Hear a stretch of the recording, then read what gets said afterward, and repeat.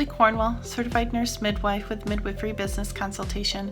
One of the common questions I get asked is about collaborating relationships, whether that's with a physician, whether it's with a hospital system, a midwife, or even just ancillary resources out in the community, whether it's lactation, doulas, chiropractors, other midwives, childbirth educators. How do you set up those collaborating relationships, especially the physician side, because that's so vital to many midwifery practices being safe and maybe meeting regulatory rules, whether it's a birth center, home birth practice. So I'll tend to focus more on the birth center and physician side, because that tends to be a make or break for a lot of business plans to be able to run and be successful, having that medical director. But when you're creating a collaborating relationship with someone, I want you to go into a conversation. How can I add value to this person?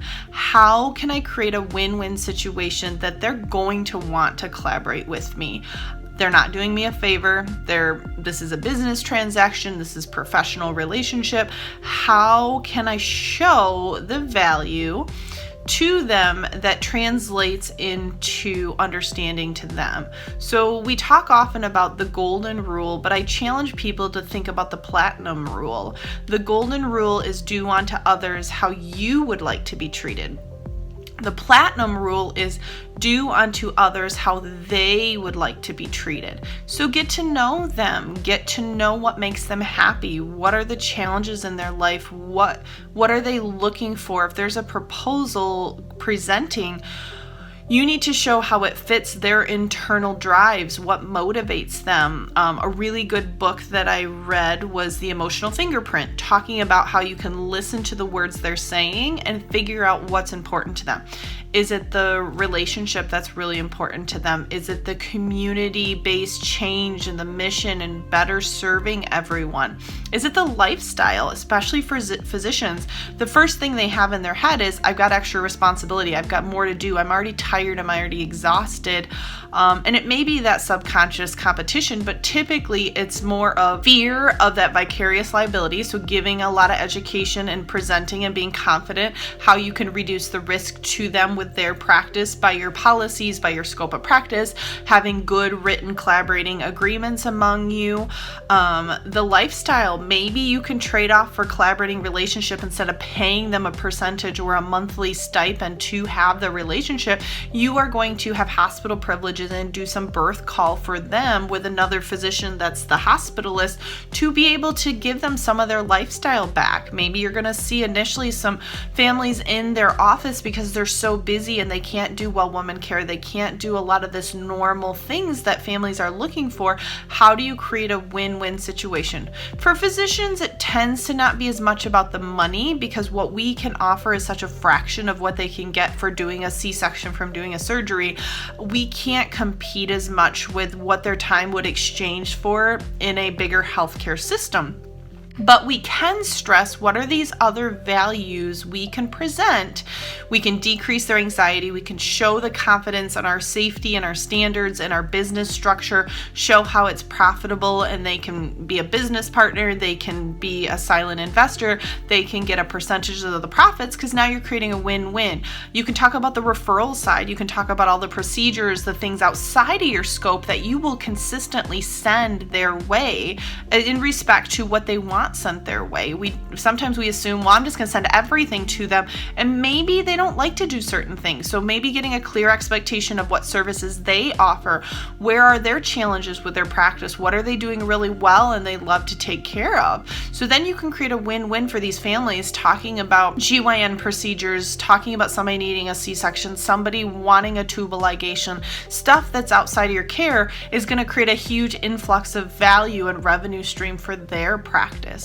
And so there's many ways you can negotiate a collaborating relationship. With a hospital system, it's not as much negotiating a collaborating relationship. It is more of getting a clear expectation of each other's roles and responsibilities. They want safe care. There's a lot of fear if they're not used to home birth midwives. They're not used to private birth centers, midwifery practices out there. There's a lot of fear about the unknown. So I would proactively meet with the board directors. I would bring in my home birth supplies, I would bring my policies and protocols. I would talk proactively while the practice is getting going of our transport plans, of our communication. Who do I get a hold of if it's in the middle of the night and you're a local small hospital? This is what I should send to you. If it's non-urgent, what resources would you prefer me to go to the next neighboring hospital 20, 30 minutes away? So having that respectful, collaborating relationship will go leaps and bounds on how the success of your practice is. The litigation risk you will have, because that's when a lot of the patient dissatisfaction happens. That's a lot of the safety issues is during transfers, breakdowns of communication with collaborating physicians. They're needing higher levels of care that you haven't set up those relationships yet. So that's really important as midwives, whether your laws require you to have them or if it's just understanding we have our scope and there's things we refer out, and I want a safety plan in place for my families for if XYZ happens. As far as collaborating with doulas, other midwives, childbirth educators, we just want to have backup options as far as midwives. You want to go on vacation.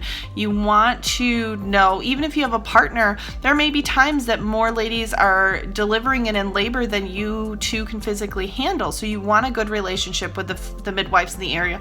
Learn each other's scopes. There's different midwives. Each one can handle and care for different things. So as being a nurse midwife, I can do prescription authority in my state, and my colleague midwives, certified professional midwives, cannot do that. So how can we create a win-win situation to help each other out, to do some call coverage for vacation, or to leverage each other's skills? There's so much more on the alternative side for knowledge that certified professional midwives have compared to nurse midwives. And how can we care for women? How can we brainstorm ideas, have peer reviews together to improve the outcome in our community? Maybe I have a consult in front of me that I'm like, okay, I don't fit the personality of what she's looking for. I don't fit the style of midwifery she's looking for. I know other great midwives that I'm collaborating with in the area. I know their standards. I know their safety. I know their personality types. I know the structure of their practice, and now I can refer those women that direction. So there's a lot of benefits to collaborating. Doulas and childbirth educators and things are great marketing referral sources. So collaborating with them, how can we serve the needs, getting each other aware of the services, that's a huge marketing referral side. Lots of ways to collaborate with your community, and just take it step by step. When you're making your business, when you're trying to improve things, just take it one step at a time, look at things, set up some meetings, always get things accomplished.